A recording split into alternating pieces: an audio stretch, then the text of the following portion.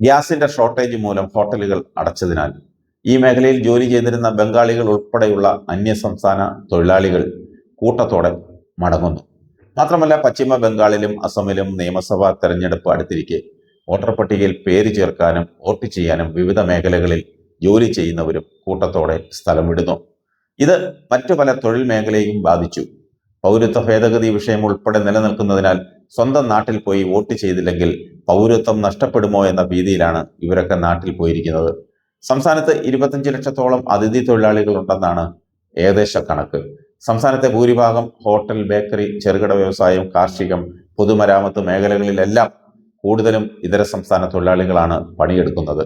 ഹോട്ടലുകൾ അടച്ചതോടെ ഇവരുടെ പണി പോയതും കൂട്ടത്തോടെ നാടുവിടാൻ കാരണമായി.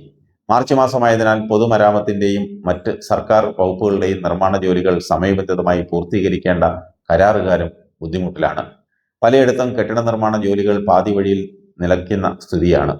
പല വ്യവസായങ്ങളുടെയും പ്രതിദിന ഉൽപാദനം പകുതിയായി കുറഞ്ഞു.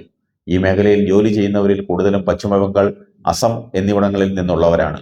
വോട്ടർ പട്ടികയുടെ SIR നടപടികൾ അവസാന ഘട്ടത്തിലെത്തിയതും തിരികെ പോകുന്നവരുടെ എണ്ണം വർദ്ധിപ്പിച്ചിട്ടുണ്ട്. ഈ ആഴ്ചയോടെ പോകുന്നവരുടെ എണ്ണം വർദ്ധിക്കാനാണ് സാധ്യത. ഫെബ്രുവരി മുതൽ ഇവർ നാട്ടിൽ പോകാൻ തുടങ്ങിയിരുന്നു.